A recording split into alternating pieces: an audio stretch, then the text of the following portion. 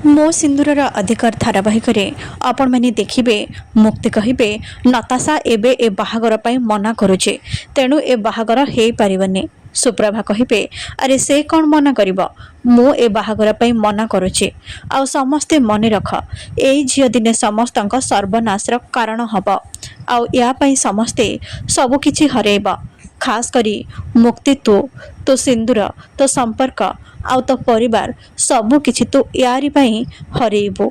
जो अतीत को तू दुस्वप्न भाविकी भूलिबा को चेष्टा करुछ ना सेटा तो सामना को पुणी थरे आसीजिब आउ सेई दिन तू जाई ए सुप्रभार कथा को मनी पकेइबु। ये गोटे निया जी तो घर आउ तो संसार को जाली दब। चाल विवेक आमे एठू चली जिबा। विवेक कहिबे नाई खोड़ी मु एठू कुआड़े भी जीवेनि। जो पर्यंत नताशा कही नाहांती जे से मो उपरे एते बड़ आरोप कौन पाई लगेइले मु एठू कुआड़े भी जीवेनि। एही समय रे पुलिस भ्यान आसीबा। विवेक कहिबे पुलिस पुलिस के एठी किए डाकिला? मुक्ति कहिबे मु डाकिचे।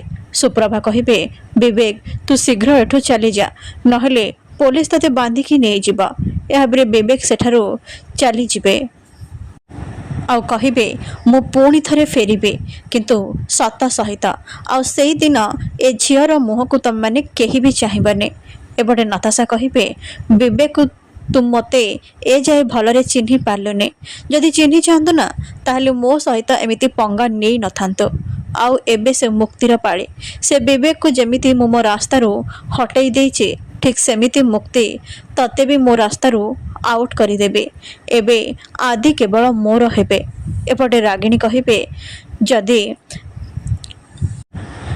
डुडो सत कहूचे ताहले विवेक कौन पे एमिति कहूचे? सतरे कौन ए अवस्था पाई विवेक दायी ना डुडो एसबू मिछ कहूचे?